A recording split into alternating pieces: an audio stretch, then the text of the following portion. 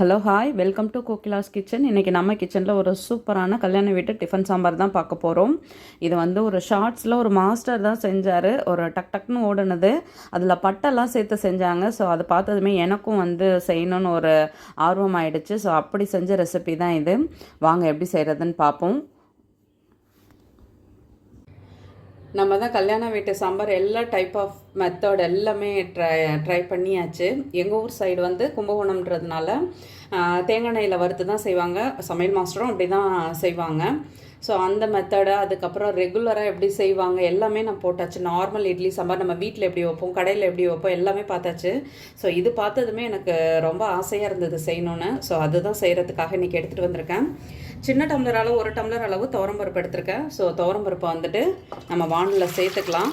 தண்ணியும் கொஞ்சம் தாராளமாக வச்சுக்கலாம். இப்போ தண்ணி சேர்த்தாச்சு. வழக்கமாக வந்து குக்கரில் வச்சு விட்டுட்டு போயிடுவோம்.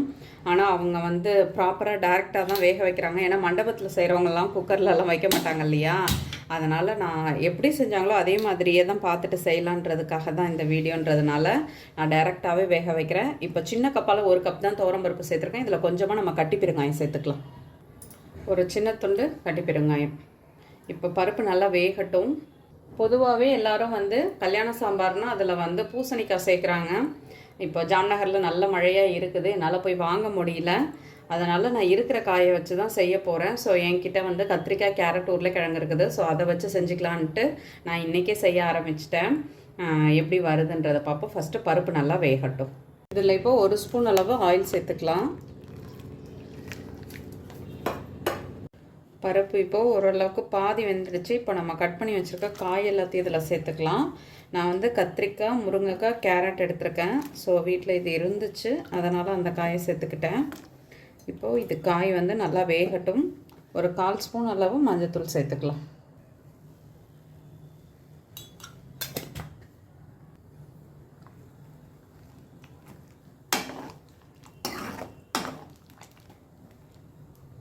காய் வேக ஆரம்பித்ததும் நான் இது கூடயே தக்காளி சேர்த்துக்கிறேன். பழுத்த தக்காளியாக இருந்தால் கொஞ்சம் லேட்டாக சேர்த்துக்கலாம். இது வந்து தக்காளி கொஞ்சம் காயாக தான் இருக்கிற மாதிரி இருக்குது. அதனால் நான் வந்து காய் கூடயே சேர்த்துக்கிட்டேன். இப்போ இது வேகட்டும், நம்ம மசாலா ப்ரிப்பேர் பண்ணிடலாம். இது இப்போ வேகட்டும், நம்ம வந்து மசாலா வந்து ப்ரிப்பேர் பண்ணிடலாம். இப்போது அடுத்த மசாலா வறுக்கிறதுக்கு அடுப்பில் வானல் வச்சாச்சு. வானல் நல்லா சூடாகட்டும். இப்போது வானல் சூடாயிடுச்சு. 1 ஸ்பூன் அளவு எண்ணெய் சேர்த்துக்கலாம். எண்ணெய் இப்போ சூடாயிடுச்சு. நான் வந்து ஒரு 10-12 அவ்வளோதான் இருக்கும், அந்தளவுக்கு தான் வெந்தயம் சேர்த்துருக்கேன்.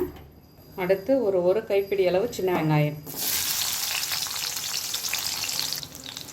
இது கூடவே ஒரு 1/2 ஸ்பூன் அளவு கசகசா. அடுத்து 1/4 ஸ்பூன் அளவு மிளகு, ஒரு 1/4 ஸ்பூன் அளவு சோம்பு, அடுத்து அதே 1/4 ஸ்பூன் அளவு சீரகம்,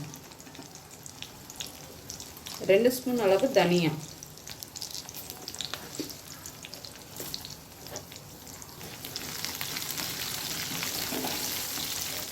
சின்ன துண்டு பட்டை. இதுதான் கொஞ்சம் வித்தியாசமாக இருந்தது. நம்ம யூஸ்வலாக அது சேர்த்து செய்ய மாட்டோம். ஸோ எப்படி வருதுன்னு பார்ப்போன்றதுக்காக வீடியோ தான் இதுவே. அடுத்து இது கூட காஞ்ச மிளகாய், நீங்கள் குண்டு மிளகாய் இருந்தாலும் சேர்த்துக்கலாம். இங்கே எங்களுக்கு ஜாம்நகரில் குண்டு மிளகாலாம் கிடைக்காது, அதனால் நான் வந்து இந்த மிளகாவே சேர்த்துருக்கேன். இது கூட கொஞ்சமாக தேங்காய், கருவேப்பிலை.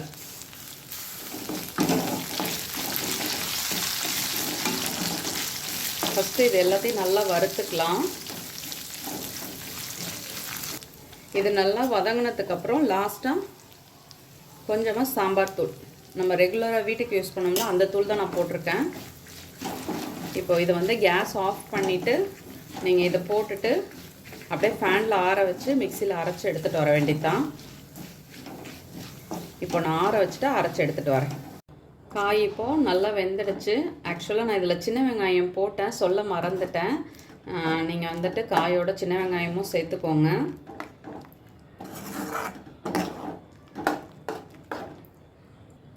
இப்போது மசாலா எல்லாமே ஆறிடுச்சு. நம்ம வந்து அரைச்சி எடுத்துகிட்டு வந்துடலாம். மசாலா இப்போ அரைச்சாச்சு, சாம்பாரில் சேர்த்துக்கலாம்.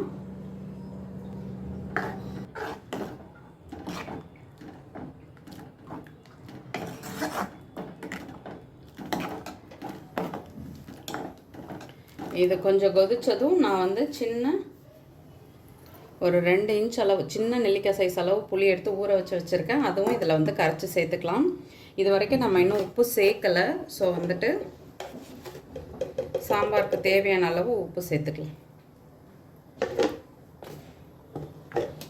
சாம்பார் நல்லா கொதிக்க ஆரம்பிச்சிடுச்சு. நம்ம கரைச்சி வச்சுருக்க புளி தண்ணி அதில் சேர்த்துக்கலாம். புளி தண்ணி சேர்த்து இது நல்லா கொதிக்கட்டும். சாம்பார் நல்லா கொதிக்க ஆரம்பிச்சிடுச்சு. ஆக்சுவலாக இதில் இவங்க வந்து வெல்லம் சேர்த்தாங்க. பொதுவாகவே நான் ஜென்ரலாக எந்த சாம்பார்லேயுமே வெல்லம் சேர்க்க மாட்டேன். ஏன்னா எனக்கு அந்த ஸ்பைஸியாக இருந்தால் தான் பிடிக்கும். உங்களுக்கு வேணும்னா நீங்கள் வந்து வெல்லம் சேர்த்துக்கோங்க. இப்போ நான் வந்துட்டு தாளிப்பு போட்டு இதில் ஊற்றிடுறேன். தாளிப்பு வேறு எதுவுமே கிடையாது. கொஞ்சமாக எண்ணெய் ஊற்றி கடுகு கருவேப்பிலை போட்டு தான் தாளித்து சேர்க்க போகிறேன்.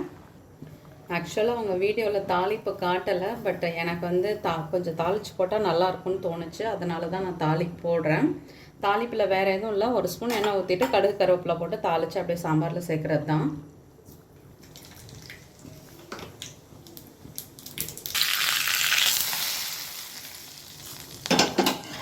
லாஸ்ட்டாக கொஞ்சம் மல்லித்தழை போட்டு அப்படியே ஆஃப் பண்ணிடலாம். டேஸ்ட்டு சூப்பராக இருக்குது. சூப்பராக வந்திருக்கு. அவங்க சொன்ன மாதிரி பூசணிக்காய் போட்டு மஞ்சள் பூசணிக்காயில் செஞ்சோம்னா இன்னுமே டேஸ்ட் நல்லா வந்திருக்கும். நான் வந்துட்டு இல்லாததுனால இப்போ இதை வச்சு தான் செஞ்சுருக்கேன். ஆனால் இதுவே டேஸ்ட் நல்லா சூப்பராக இருக்குது. சுட சுட சூப்பராக கல்யாண வீட்டு இட்லி சாம்பார் ரெடி ஆகிடுச்சு. நீங்களும் வீட்டில் ட்ரை பண்ணி பாருங்கள். ரொம்ப சூப்பராக வந்திருந்தது. அந்த மாஸ்டர் சொன்ன மாதிரியே தான் நான் செஞ்சேன். நீங்கள் செஞ்சு பார்த்துட்டு கமெண்ட்டில் சொல்லுங்கன்னு சொன்னாங்க. ஆனால் நான் செஞ்சு பார்த்துட்டு வீடியோவாகவே செஞ்சு போட்டேன். சூப்பராக இருக்குது. ட்ரை பண்ணிவிட்டு கட்டாயமாக சொல்லுங்கள். இதில் கசகசா பட்டெல்லாம் சேர்த்து செய்கிறதுனால டேஸ்ட்டு டிஃப்ரெண்ட்டாக இருக்கும்னு நினச்சி தான் செஞ்சேன். சூப்பராக வந்திருக்கு. வீடியோ பிடிச்சா லைக் பண்ணுங்கள். என்னோடய வீடியோ உங்களுக்கு யூஸ்ஃபுல்லாக இருந்தால் சப்ஸ்கிரைப் பண்ணிக்கோங்க. மறக்காமல் ஃப்ரெண்ட்ஸ் அண்ட் ஃபேமிலிக்கு ஷேர் பண்ணுறதோடு மட்டும் இல்லாமல் செஞ்சு பார்த்துட்டு உங்கள் கமெண்ட் சொல்லுங்கள். நம்ம சாம்பாரில் பல வெரைட்டி போட்டிருக்கோம். யாராவது டிஃப்ரெண்ட்டாக செஞ்சால் எனக்கும் செஞ்சு பார்க்கணுன்னு ஒரு ஆசை வந்துடும். அப்படி செஞ்சது தான் இதுவும். ஆனால் ரொம்பவே நல்லா வந்திருக்குது. நீங்களும் செஞ்சாலும் உங்களுக்கு ஃபெயிலியருக்கு வாய்ப்பே கிடையாது. ஸோ ட்ரை பண்ணிவிட்டு கட்டாயமாக சொல்லுங்கள். தேங்க்யூ.